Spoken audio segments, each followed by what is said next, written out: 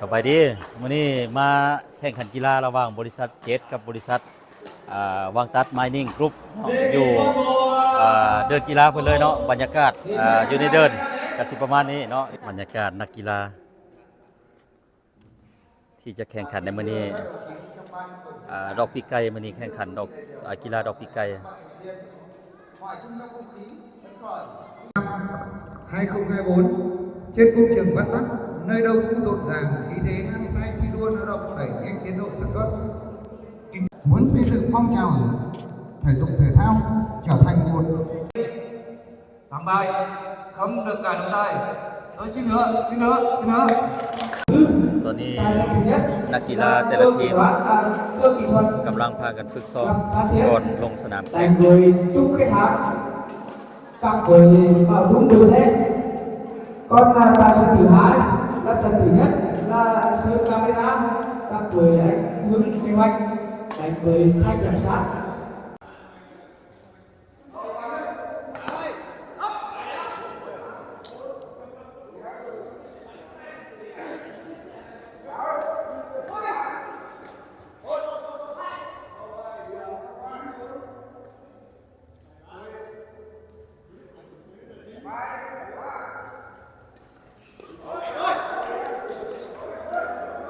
นี่เป็นการแข่งขันของ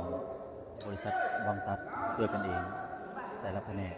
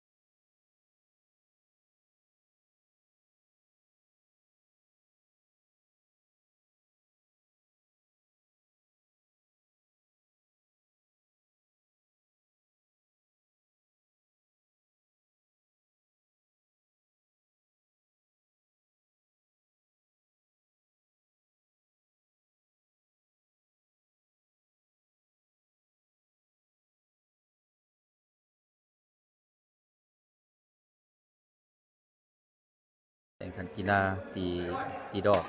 ตีปีกไก่เนาะ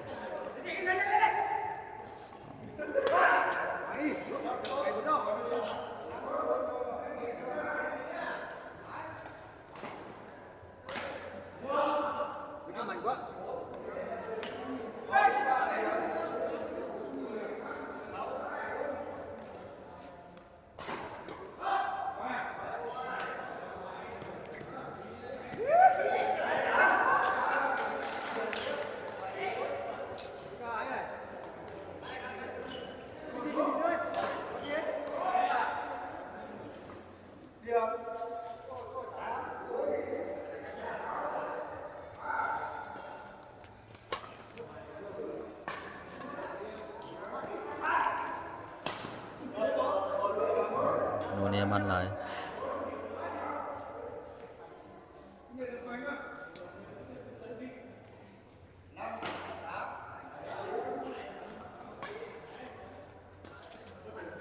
นี่มันการแข่งขัน